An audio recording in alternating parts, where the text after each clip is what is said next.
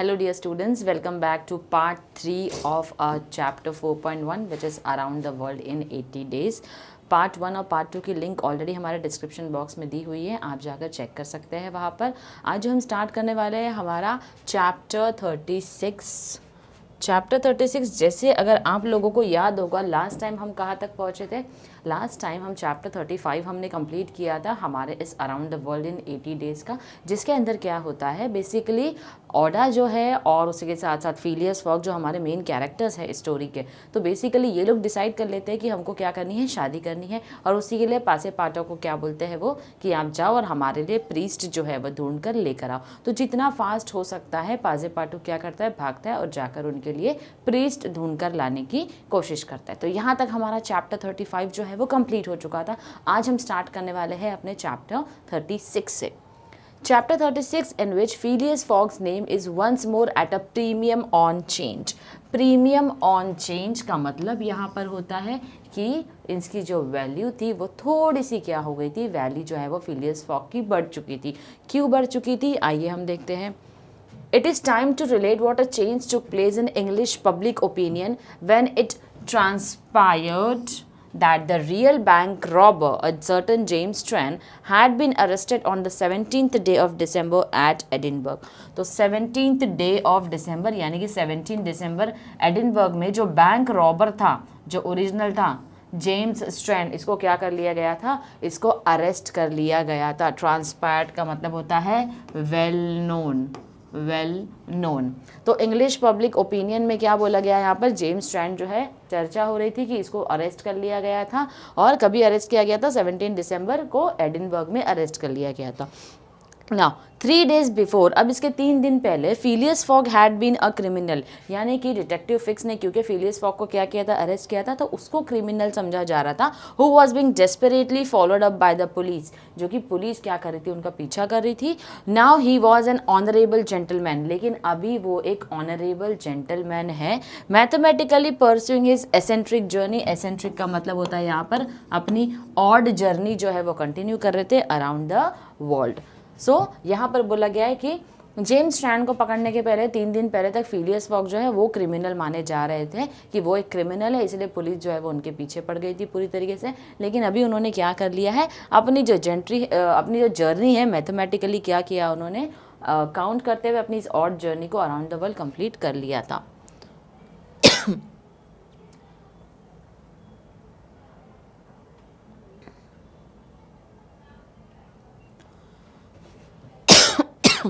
Okay, now the papers resumed their discussion about the wager. Basically wager का मतलब होता है bet, जो मैंने आपको पहले भी बताया था। तो यहाँ पर न्यूज़पेपर्स में डिस्कशन चल रहा था किस चीज़ से रिलेटेड, फिलियस फॉग की इस बेट से रिलेटेड, कि उन्होंने बेट लगाई थी कि 80 दिन में पूरी दुनिया वो घूमने वाले हैं। Who had laid bets for or against him revived their interest as if by magic. The Phileas Fogg bonds again became negotiable. Okay, so basically यहाँ पर क्या हो रहा था, फिलियस फॉग के नाम पर अब शर्तें लगाई जा रही थी। कुछ लोग थे जो उसके साथ में थे जो बोल रहे थे फिलियस फॉग जो है वो शर्त जीत जाएगा, जो उसने 80 दिन में दुनिया घूमने की बात कही है। कुछ लोग थे जो अगेंस्ट थे कि नहीं वो शर्त नहीं जीतने वाला है। तो पब्लिक में इतनी अफरा तफरी मच गई थी, इतने लोगों ने इसके ऊपर ओपिनियंस देने शुरू कर दिए थे कि फिलियस फॉग जीतेगा या फिलियस फॉग नहीं जीतेगा। तो लोग सब के सब जुड़ गए थे, एक शर्त लगाना शुरू कर दिया था। अब फिलियस फॉग के नाम का बॉन्ड्स भी निकल चुका था और वो बॉन्ड्स भी जो है वो क्या हो रहा था, आसमान छू रहा था। Phileas Fogg's name was once more at a premium on change. So फिर से यहाँ पर क्या होने लग गया, फिलियस फॉग जो है उसका नाम जो है और ज़्यादा लोगों में क्या होने लग गया, फेमस होने लग गया था। His 5 friends of the Reform Club passed these 3 days in a state of feverish suspense. So basically क्या बोला जा रहा है, उसके जो 5 दोस्त थे, कहाँ पर थे वो 5 दोस्त, उनके रिफॉर्म क्लब के 5 दोस्त। तो रिफॉर्म क्लब के 5 दोस्त जो थे वो लास्ट 3 डेज से बड़े ही टेंशन में थे कि क्या होने वाला है, फिलियस फॉग अगर आ जाएगा वापस से, शर्ट जीतेगा नहीं जीतेगा, उसकी कोई खबर है नहीं है, देखते हैं। Would Phileas Fogg whom they had forgotten reappear before their eyes? Where was he at this moment? यानी कि वो सोच रहे थे फिलियस फॉग अब अगर होगा तो इस मोमेंट पे क्या कर रहा होगा, कहाँ पर होगा वो। 17th of December, the day of James Trent's arrest, was the 76th since Phileas Fogg's departure। अब उनके कैलकुलेशन के हिसाब से जिस दिन जेम्स ट्रेंट को अरेस्ट किया गया था 17th of December में, उस दिन फिलियस फॉग ने, जिसने बोला था कि 80 दिन में दुनिया घूमेगा, तो उसका कौन सा डे था, उसका 76th डे था। कौन सा डे था उसका, 76th डे था फिलियस फॉग की शर्त का। And no news of him had been received, और अभी तक उसकी कोई खबर नहीं आ गई। 76 डेज हो गए, उसकी कोई खबर नहीं आई उसके साइड से, वो कहाँ है, क्या कर रहा है। वॉज ही डेड, क्या वो मर चुका है। Had he abandoned the effort और was he continuing his journey along the route agreed upon, क्या उसने बेट लगा तो दिया, लेकिन बेट लगाने के बाद क्या वो भूल चुका है, क्या वो कोई एफर्ट नहीं डाल रहा है, क्या उस जर्नी पे निकला भी है या नहीं निकला है, या फिर उसने शर्त जो है वो तोड़ दी है, या शर्त के हिसाब से वो क्या कर रहा है, कंटिन्यू अपनी जर्नी को कर रहा है। And would he appear on Saturday, the 21st of December at a 9:15 in the evening on the threshold of the Reform Club salon? तो बेसिकली यहाँ पर बोला जा रहा है, ये अब आपस में इनका डिस्कशन चल रहा है, जहाँ पर वो बोल रहे हैं क्या वो अपीयर होगा, क्या वो हमारे सामने 21 दिसंबर को आएगा, जिस दिन के लिए हमारी शर्त लगी है, क्या वो उस दिन पर प्रेजेंट होगा अपने रिफॉर्म क्लब में। The anxiety in which for 3 days London society existed can not be describe. अब ये जो लोगों में एक एंग्जाइटी फैल गई थी, क्या वो आने वाला है, नहीं आने वाला है लंदन की सोसाइटी में, वो वर्ड्स में नहीं बयान हो सकती है। Telegrams were sent to America. अब क्योंकि उसकी किसी तरीके से कोई खबर नहीं थी, किसकी खबर नहीं थी, फिलियस फॉक्स की कोई खबर नहीं थी, इसलिए क्या किया जा रहा था, अब अमेरिका में तार भेजे जा रहे थे, टेलीग्राम्स भेजे जा रहे थे। And Asia for the news of Phileas Fogg, ना कि सिर्फ अमेरिका में, एशिया में भी क्या किया जा रहा था, एशिया में भी उसके लिए पता लगाने के लिए टेलीग्राम जो है वो भेजा जा रहा था। Messengers were dispatch to the house, messengers यानी कि लोगों को भेजा जा रहा था जो मैसेज पहुंचाने का काम करते हैं, तो उन मैसेंजर्स को भी भेजा जा रहा था कि जाओ जाकर देखो फिलियस फॉग की कोई न्यूज़ है क्या। We dispatch to the house in Savile Row, यानी कि सेविल रो क्या है, सेविल रो जो है वो जहाँ पर फिलियस फॉग रहता है उसके एरिया का एड्रेस का नाम था। मॉर्निंग एंड इवनिंग, सुबह शाम वहाँ पर उधर पे लोगों को भेजा जा रहा था कि जाओ जाके चेक करो फिलियस फॉग की क्या खबर है। नो न्यूज़, लेकिन फिर भी कोई न्यूज़ फिलियस फॉग की नहीं है। Police were ignorant what had become of the detective Fix who had so unfortunately followed up a false scent. Bets increase nevertheless in number and value, लेकिन क्या होते जा रहा था, बेट्स जो है वो बढ़ते जा रही थी, शर्त जो लोग लगाते जा रहे थे वो और क्या हो रही थी, बढ़ते जा रही थी। Police were ignorant what had become of the detective Fix, basically वहाँ पर वो सोच रहे थे कि क्या हो गया फिलियस फॉग के साथ में, क्या वो है, एग्जिस्ट करता है या नहीं है। Who had so unfortunately followed up a false scent, गलती से उसको क्या कर दिया गया था, डिटेक्टिव फिक्स ने पकड़ लिया था ऑलरेडी, लेकिन वो तो उस चीज़ का रिस्पॉन्सिबल नहीं, तो अब वो कहाँ चला गया है। बेट्स इंक्रीज हो रही थी nevertheless in number and value, ना कि सिर्फ नंबर में बेट्स बढ़ते जा रही थी, फिलियस फॉग की जो वैल्यू थी वो भी और ज़्यादा बढ़ चुकी थी। Phileas Fogg like a race horse, अब वो जो रेस का घोड़ा होता है ना, जो सबसे तेज़ भागता है तो उसके ऊपर कैसे सबसे ज़्यादा लोग शर्त लगाते हैं, तो उसी तरीके से फिलियस फॉग को बोला जा रहा है कि एक रेस हॉर्स की तरह क्या हो गया, उसकी वैल्यू जो है वो बढ़ गई थी। Was drawing near is last turning point, यानी कि अब जैसे जैसे ये रेसेस होती हैं तो जब टर्निंग पॉइंट पे एग्जैक्ट पहुंचना होता है तो पहुंचने के टाइम पे हर एक इंसान को एंग्जाइटी हो जाती है ना कि अब वो घोड़ा जिसके ऊपर हमने पैसे लगाए वो जीतने वाला है या नहीं जीतने वाला है। सेम कंडीशन थी यहाँ पर किसको लेकर, फिलियस फॉग को लेकर, जिसको रेस कोर्स का घोड़ा बोला गया है, वहाँ पर बोला जा रहा है कि क्या वो जीतने वाला है नहीं जीतने वाला है, लोगों के अंदर एक एंग्जाइटी आ चुकी थी।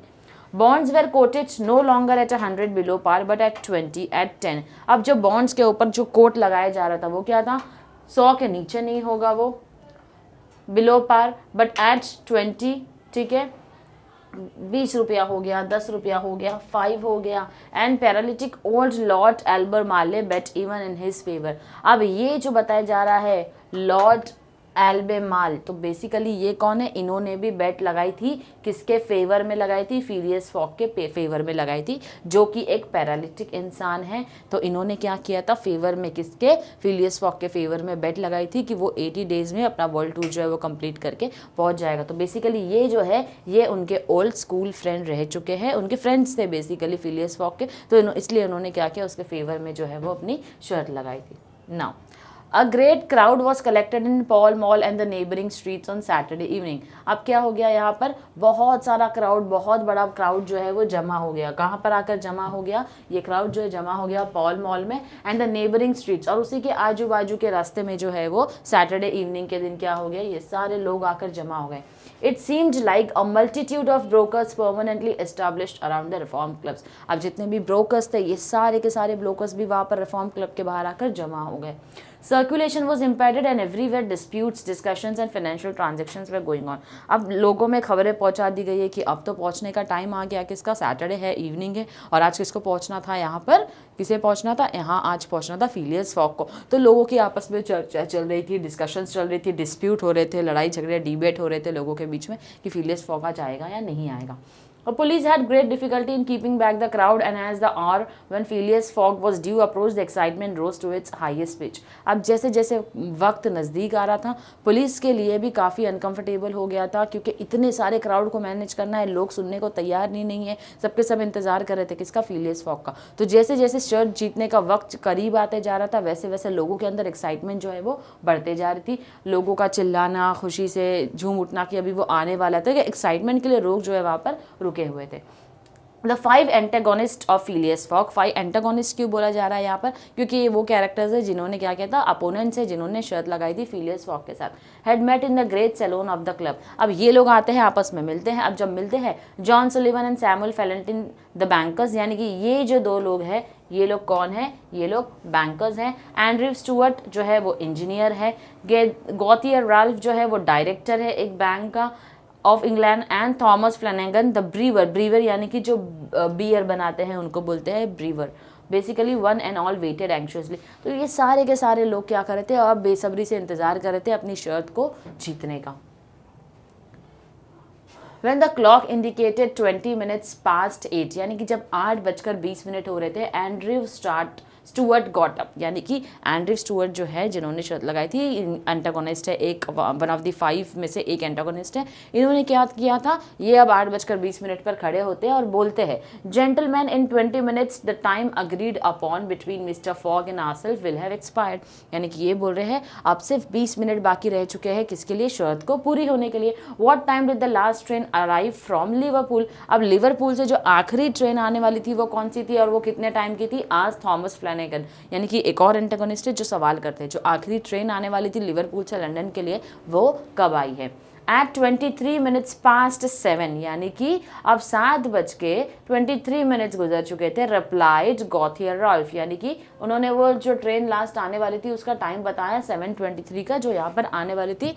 Not arrive till 10 minutes after 12, तो बेसिकली वो ट्रेन भी यहाँ पर लास्ट आ चुकी है, टाइम उन्होंने बता दिया। Well gentlemen, resumed Andrew Stuart, if Phileas Fogg had come in the 7:23 train he would now have got here by this time, we can therefore regard the bet as won. तो उसका कहना है, किसका, Andrew का, क्या कह रहा है वो, कि अगर फिलियस फॉग 7:23 की ट्रेन पकड़कर यहाँ आ जाता, जो वहाँ से आखिरी ट्रेन थी, तो अभी तक उसको यहाँ पर आ जाना चाहिए था। अगर वो यहाँ पर नहीं आया, इसका मतलब क्या होता है, इसका मतलब हम लोग शर्त जीत चुके हैं, ऐसा उस एंड्रयू स्टुअर्ट का मानना था, जो उन 5 लोगों में से एक था जिसने बेट लगाई थी, जिसने वेजर लगाया था किसके साथ में, फिलियस फॉग के साथ में। Wait, don't let us be too hasty, replied Samuel Fallentin. तो सैमुअल फेलेंटिन क्या बोलता है, रुको, इतनी जल्दबाजी की क्या जरूरत है, you know that mister fog is very eccentric. भाई वो फिलियस फॉग है, वो कोई छोटा मोटा आदमी नहीं है, वो इंसान हमेशा पंक्चुअल रहता है, अपनी पंक्चुअलिटी के लिए जाना जाता है, यानी वो ना तो कभी वक्त से पहले आएगा ना कभी वक्त के बाद में आएगा, वो इंसान हमेशा टाइम पर आने वाले लोगों में से है। And I should not be surprised if he appeared before us at the last minute. अगर वो लास्ट मिनट 1 मिनट पहले भी आता है या ऑन टाइम एग्जैक्टली शर्त का अगर उस टाइम पर भी आता है तो मुझे कोई सरप्राइज नहीं लगेगा। क्यों? क्योंकि वो आदमी टाइम का पक्का है। Why said Andrew Stuart nervously, if I should see him I should not believe it was he। तो एंड्रयू स्टुअर्ट बोलता है क्यों हमको इस बात ये सोचना चाहिए कि वो आने ही वाला है, हो सकता है वो नहीं आने वाला है, अगर वो लास्ट मिनट भी मेरे सामने आ जाएगा तो मैं भरोसा कर ही नहीं सकता।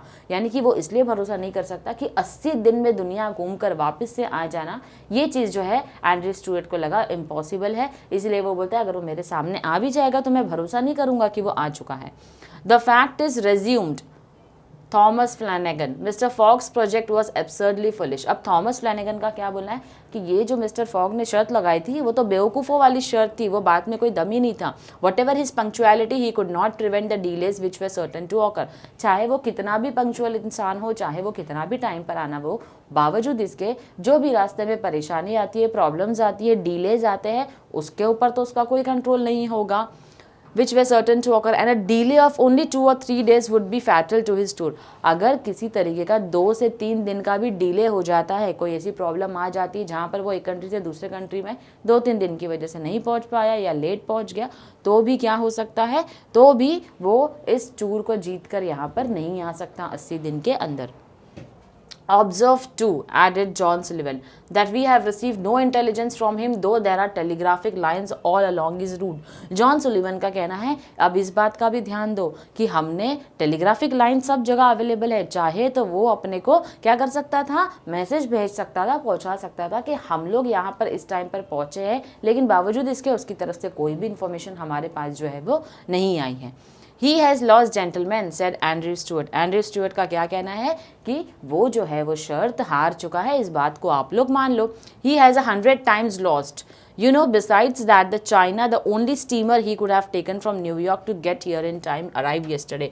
यानी उसका कहना क्या है यहाँ पर, एंड्रू स्टीवर्ट बोलता है चाइना से जो सिर्फ स्टीमर है जो कि वो न्यूयॉर्क से लेकर यहाँ पर आ सकता था, वो कल आ सकता था यहाँ पर। चाइना से एक क्या है, स्टीमर है, ट्रेन है, बेसिकली लोकल है, जो वहाँ से यहाँ पर पहुँचाने का काम करती है। अगर वो कल वो ट्रेन पकड़ लेता, वो यहाँ आ जाता।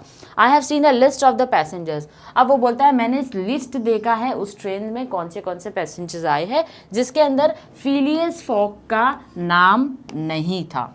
Even if we admit that fortune has favored him, he can scarcely have reached America। अगर हम ये भी सोचें कि किस्मत उसका साथ देने वाली है, बावजूद इसके मुझे तो नहीं लगता है कि वो अभी अमेरिका पहुंचा होगा। I think he will be at least 20 days behind hand। यानी कि मुझे अब भी लग रहा है वो 20 दिन जो है वो क्या चल रहा है, 20 दिन पीछे चल रहा है। And that lord Albemarle will lose a cool 5000। अब क्योंकि एल्बेमार्ल ने उसके ऊपर पैसे लगाए थे, तो उनको लग रहा है कि वो 5000 जो है बेचारा वो भी क्या करेगा, हार जाएगा, जो उसने फिलियस फॉग पर लगाए हैं।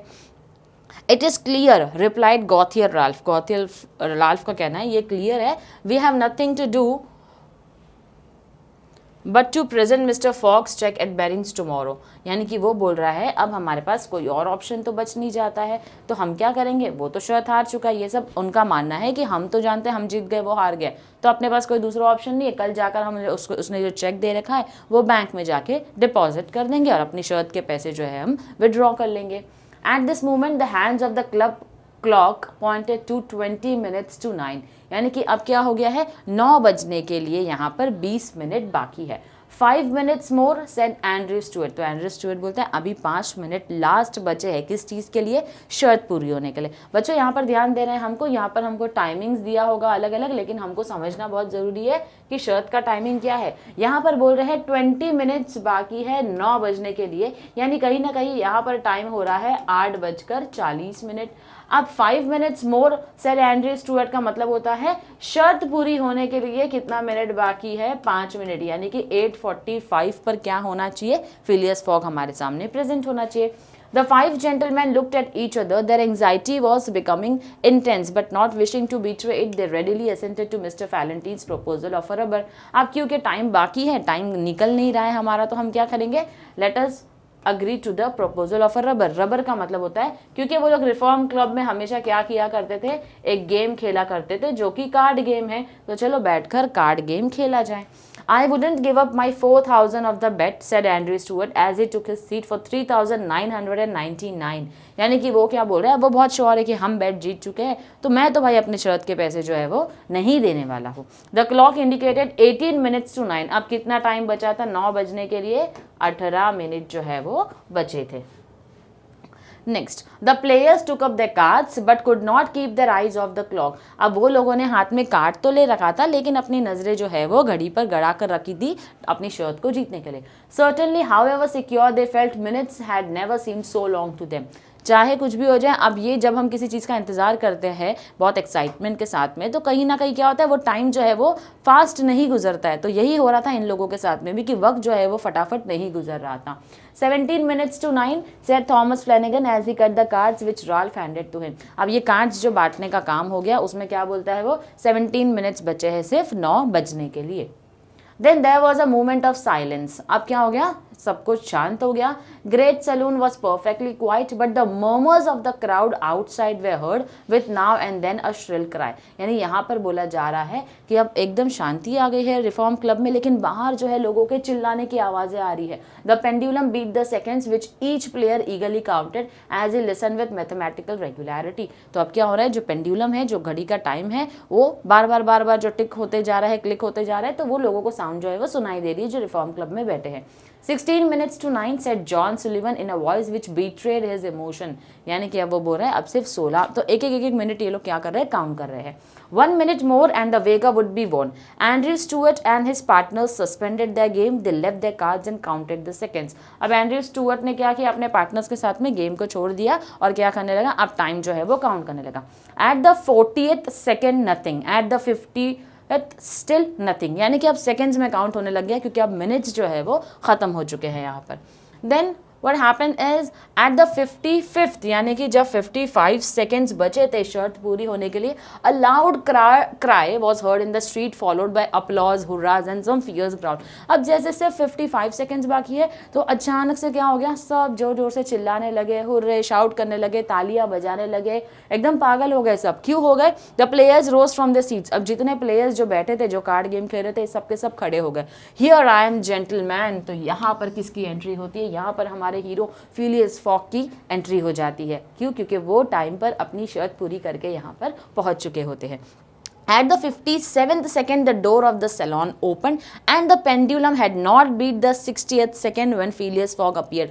अब 57 सेकेंड हुआ था जब उस सैलो का, जो कौन सा सैलो, जो रिफॉर्म क्लब का सैलो है जहाँ पर कार्ड गेम खेला जा रहा था, डोर खुलता है, यहाँ से हमारे हीरो एंटर होते हैं और आकर बोलते हैं यहाँ पर हूँ मैं, जहाँ पर शर्त खत्म होने के लिए कुछ सेकेंड्स बाकी थे। When Phileas Fogg appeared followed by an excited crowd who had forced their way through the club doors। अब क्या होता है, जैसे फिलियस फॉग आते हैं, जब हीरो की एंट्री होती है तो हम देखते हैं ना, जब ऐसे बीच में से जगह बन जाती है, वो चलता हुआ आ रहा है, उसके पीछे क्राउड जो है उसको फॉलो करता करता आ रहा है। तो सेम यही सिनेरियो चल रहा था through the club doors. And in his calm voice said here I am gentleman. तो वो बोलता है ये लो, मैं यहाँ पर हूँ, मैं आ चुका हूँ।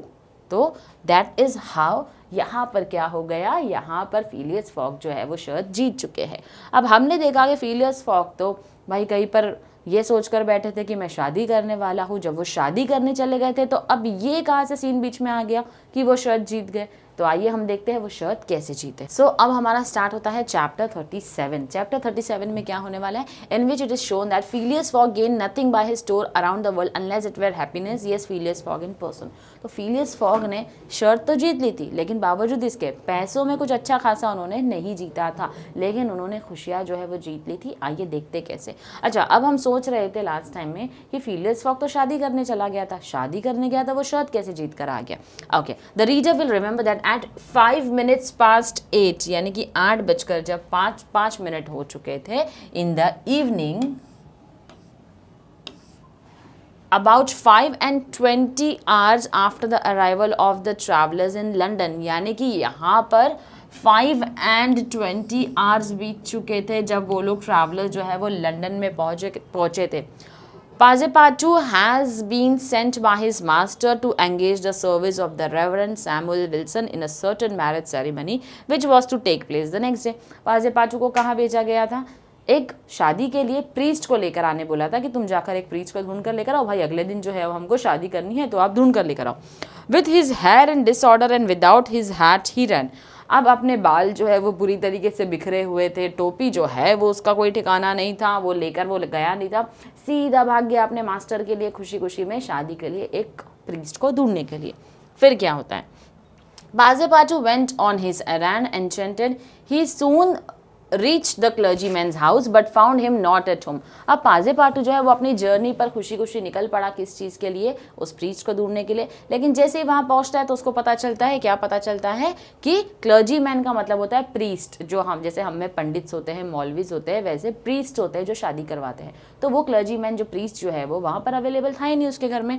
पाजे पाटू वेटेड अ गुड 20 मिनट्स, अब वो 20 मिनट रुका रहा। When he left the reverend gentleman it was 35 minutes past 8, but in what a state he was, with his hair in disorder and without his hat he ran along the street as never man was seen to run before, overturning passers-by, rushing over the sidewalk like a water spout। अब जैसे ही वो वहाँ 20 minute wait कर चुका था, उसको पता चला कि नहीं मिला है, तो वहाँ उसको कुछ चीज़ पता चल गई, जो पता चलने के बाद में क्या होता है, वो भागता हुआ वहाँ से निकलता है। इतनी तेज़ और इतनी स्पीड में वो भाग रहा है वहाँ से कि उसको कुछ नहीं पता है कि वो कैसे भाग रहा है। मतलब आज तक ऐसे किसी इंसान को भागते हुए देखा नहीं था।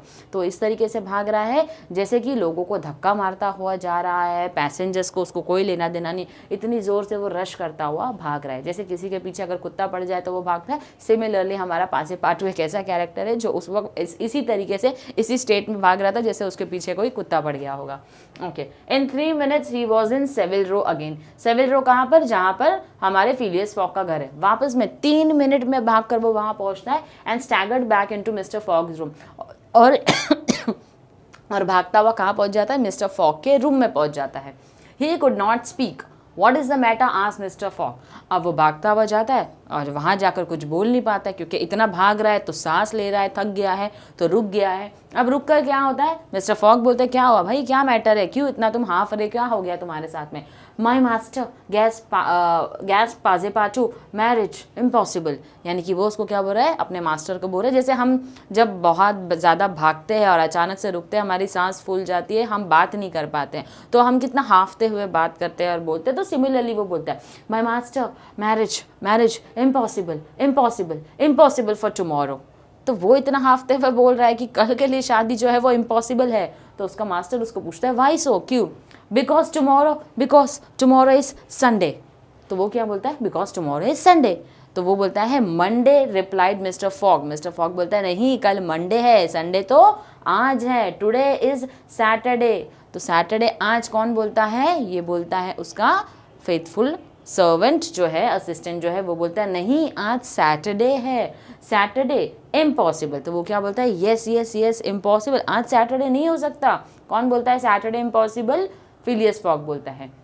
Yes yes yes yes cried Passepartout, और वह खुशी के मारे बोलता है नहीं नहीं नहीं, आज क्या है, सैटरडे ही है। You have made a mistake of 1 day, तुमने एक दिन की गलती कर दी अपने कैलकुलेशन में। We arrive 24 hours ahead of time but there are only 10 minutes left, हम 24 घंटे पहले ही पहुंच चुके थे और अभी भी शर्त पूरी होने के लिए 10 मिनट बाकी है।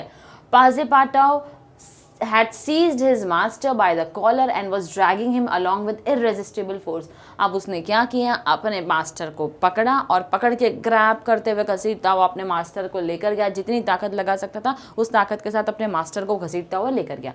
Phileas fog thus kidnapped without having time to think। अब फिलियस फॉग जो है वो बेचारा जैसे किडनैप करने के लिए लेकर जाते वैसे ही उसको कौन लेकर जाता है, पाजे पाटू लेकर जाता है। किडनैप करता हुआ left his house, jumped into a cab, सीधा जाकर कैब में बैठ जाता है और प्रॉमिस करता है, क्या प्रॉमिस करता है, वो प्रॉमिस करता है 100 पाउंड्स टू द कैबमैन, 100 पाउंड्स का प्रॉमिस करता है। And having run over 2 dogs, यानी कि 2 कुत्ते बेचारे सामने आते आते मरते हुए बच जाते हैं, तो उनको मतलब उनके ऊपर गाड़ी नहीं चढ़ा देते बट ऑफकोर्स उनको बचाता वो उनके सामने आ जाते वो। And overturn 5 carriages reach the reform club, तो यानी कि इतनी तेज गाड़ी दौड़ाने उसको बोलता है कि किसी तरीके से वो कहाँ पर पहुंच जाता है, रिफॉर्म क्लब पहुंच जाता है। The clock indicated a 9:15 when he appeared in the great saloon, यानी कि एग्जैक्टली वो टाइम पर क्या होता है, पहुंच जाता है। Phileas Fogg had accomplished the journey round the world in 80 days, यानी कि फिलियस फॉग ने जो जर्नी है 80 डेज में कंप्लीट कर दी थी। Phileas Fogg had won his wager of 20,000 pounds, और वो अपनी वेजर जो है वो भी क्या करता है, जीत जाता है। Now How was it that a man so exact and fastidious could have made this error of a day, यानी कि एक ऐसा आदमी जो इतना ज़्यादा कैलकुलेटिव है, हर एक चीज़ सोचकर चलता है, उससे इतनी बड़ी गलती कैसे हो गई कि वो यहाँ पर एक दिन पीछे शर्त हार गया। शर्त जो है उसे ऐसा लगता है कि वो हार गया। How came he to think that he had arrived in London on Saturday, the 21st day of December, वो कैसे सोच सकता है कि वो लेट हो गया है, when it was when it was really Friday, the 20th, the 79th day only from his departure. यानी कि वो ऑलरेडी 24 घंटे पहले ही पहुंच चुका था, लेकिन उससे ये गलती कैसे हो गई कि उसको पता ही नहीं है. The cause of this error is very simple. तो आइए समझते हैं कि क्या प्रॉब्लम थी, क्यों उसे ऐसा लगा कि वो एक दिन लेट हो चुका है. अब यहाँ पर क्या होता है, Phileas Fogg had without suspecting it gained one day on his journey. यानी कि बिना उसने ये चीज़ को चेक किए क्या होता है, gained one day, यानी कि 24 आवर्स पहले ही वो पहुंच गया था. And this merely because he had traveled constantly eastward. क्योंकि उसने जो अपनी जर्नी स्टार्ट की थी वो ईस्ट की तरफ से स्टार्ट की थी. एक होता है आपका ईस्ट की तरफ जाना, एक होता है आपका वेस्ट की तरफ जाना. तो जर्नी जो, अगर ये आपका स्टार्टिंग पॉइंट है, ठीक है, तो उसने अपनी जर्नी ईस्ट की तरफ स्टार्ट की थी. वहाँ से होते हुए वो कहाँ पहुँचता है, वेस्ट की तरफ. On the contrary, have lost a day had he gone in the opposite direction, that is westward. लेकिन अगर वो अपनी जर्नी वेस्ट से चालू करता तो वो 24 आवर्स बोलो आप या फिर एक दिन बोलो, वो क्या होता, पीछे रह जाता. अगर उसने अपनी जर्नी वेस्ट से स्टार्ट की होती तो, लेकिन उसने अपनी जर्नी स्टार्ट की थी ईस्ट, टॉवर्ड्स ईस्ट की तरफ जाकर. In journeying eastward he had gone towards the sun.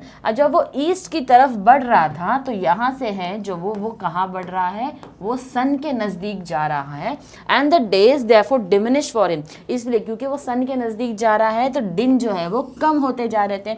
As many times 4 minutes as he crossed degrees in the direction. यानी कि 4 मिनट से जो है वो क्या हो रहा था, टाइम जो है वो डिमिनिश होता जा रहा था. There are 360 degrees on the circumference. यानी कि सर्कमफ्रेंस में बोला जा रहा है कितनी डिग्री है, 360 डिग्री है.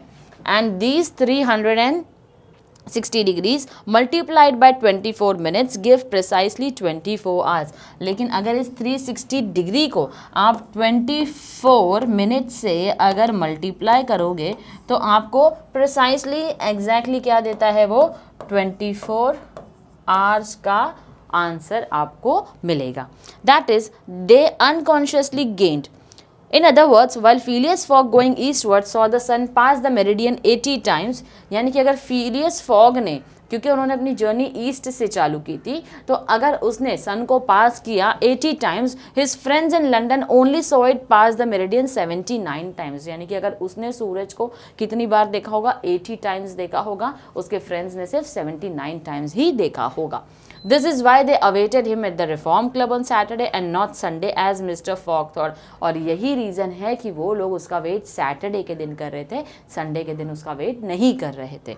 And Passepartout's famous family watch, अब उसकी जो फेमस फैमिली वॉच थी which had always kept London time, जिसमें हमेशा लंदन का वक्त चल रहा था, would have betrayed this fact if it had marked the days as well as the hours and minutes. अगर, क्योंकि वो लंदन के हिसाब से चल रही थी घड़ी, इसीलिए क्या बोला जा रहा है कि उसकी घड़ी ने भी उसको कहीं ना कहीं बीट्रे कर दिया. क्यों? क्योंकि उसके अंदर आपको आवर्स और मिनट्स के बारे में एग्जैक्टली नहीं दिखाया जाता है और ना ही डे और टाइम दिखाया, ना ही डे दिखाया जाता है उसके अंदर, राइट. और दैट इज द रीजन घड़ी को टाइम देखकर भी वो पीछे रह गया.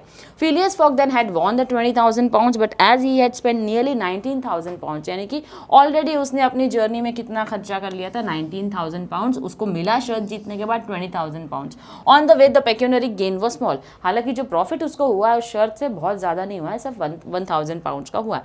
His object was however to be victorious and not to win money.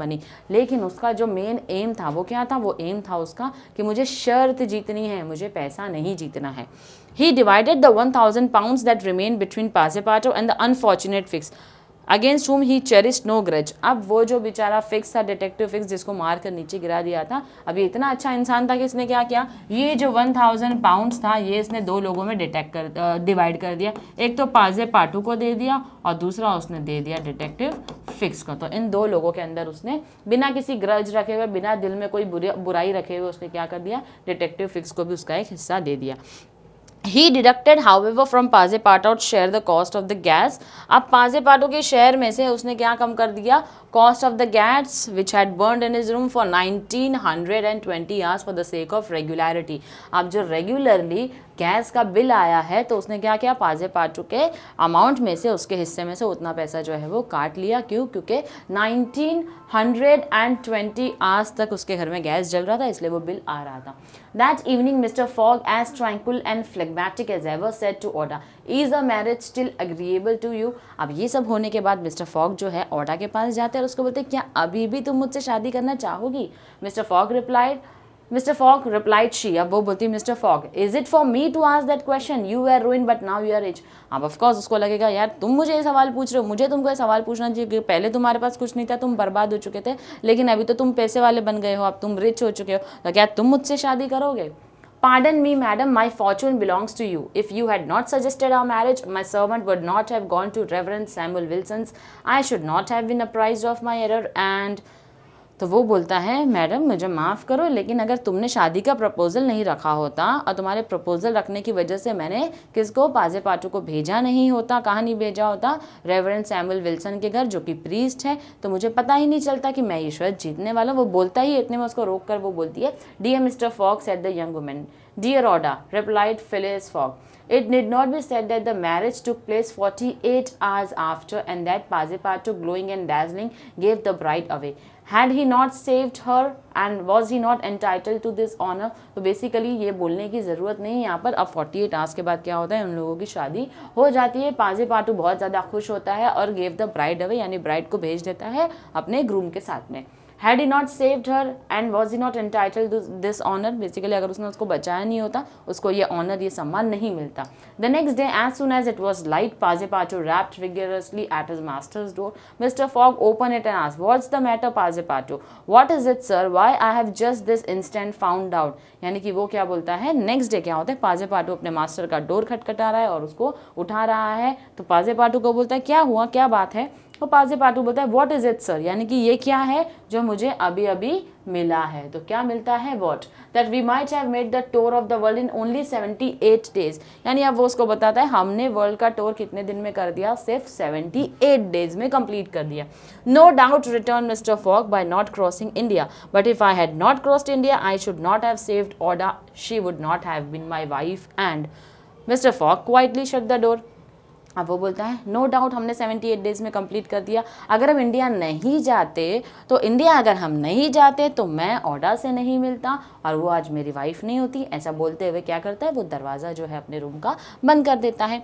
Phileas Fogg had won his wager and has made his journey around the world in 80 days. यानी अपनी शर्ट जो है वो जीत गए हैं और शर्ट जीतने के बाद में अपनी जर्नी अराउंड द वर्ल्ड उन्होंने 80 डेज में कंप्लीट कर दी।